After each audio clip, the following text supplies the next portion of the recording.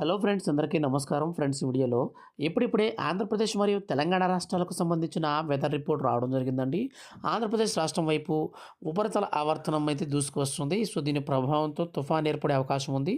వీడియోలోకి వెళ్ళి పూర్తి వివరాలు తెలుసుకుందాం. ఏ ఏ జిల్లాలలో వర్షాలు కురవబోతున్నాయి, కంప్లీట్ ఇన్ఫర్మేషన్ అనేది వీడియోలో నేను మీకు అందిస్తాను. వీడియో కనుక నచ్చితే లైక్ చేసి మన ఛానల్ని సబ్స్క్రైబ్ చేసుకోండి. ఇక లేట్ చేయకుండా టాపిక్ని స్టార్ట్ చేద్దాం. ఏపీలో మరోసారి వర్షాలు కురుస్తాయంటోంది వాతావరణ శాఖ. నైరుతి బంగాళాఖాతంలో ఉపరితల ఆవర్తనం ఏర్పడింది.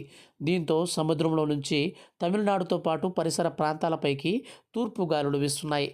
ఈ ప్రభావంతో ఈ రోజు నుంచి అక్కడక్కడ దక్షిణ కోస్తా, రాయలసీమ ప్రాంతాలలో వర్షాలు కురుస్తున్నాయి. రానున్న 24 గంటల్లో దక్షిణ కోస్తా, రాయలసీమ ప్రాంతాలలో చెదురుముదురు వర్షాలు కురుస్తాయని అంచనా వేస్తుంది వాతావరణ శాఖ. ఉత్తర కోస్తాలో మాత్రం వాతావరణం పొడిగా ఉంటుందని తెలిపింది.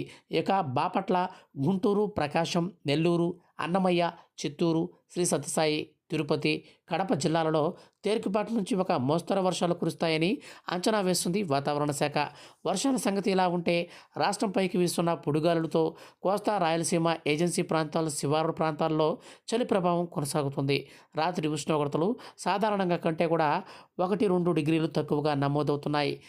మరోవైపు ఏపీలోని ఏజెన్సీ ప్రాంతాన్ని చలి పులి వణికిస్తుంది. పాడేరు, చింతపల్లి, అరకు ప్రాంతాల నుంచి ఉదయం వరకు పొగమంచు కుమ్మేస్తుంది.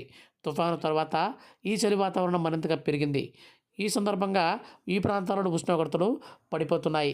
ఇక ఈ యొక్క అల్పపీడన ప్రభావంతో తెలంగాణ రాష్ట్రంలో కూడా పలుచోట్ల అక్కడక్కడ ఉష్ణోగ్రతలు భారీగా తగ్గుతున్నట్లు వాతావరణ శాఖ తెలిపింది. అక్కడక్కడ ఒక మోస్తరు నుంచి చిరుజల్లులు కురిసే అవకాశం ఉన్నట్లు వాతావరణ శాఖ తెలిపింది. సో ఫ్రెండ్స్, ఇదండి ఇవాటి 2 తెలుగు రాష్ట్రాలకు సంబంధించిన వెదర్ అప్డేట్. వీడియో కనుక నచ్చితే లైక్ చేసి మన ఛానల్ని సబ్స్క్రైబ్ చేసుకోండి. Thank you for watching.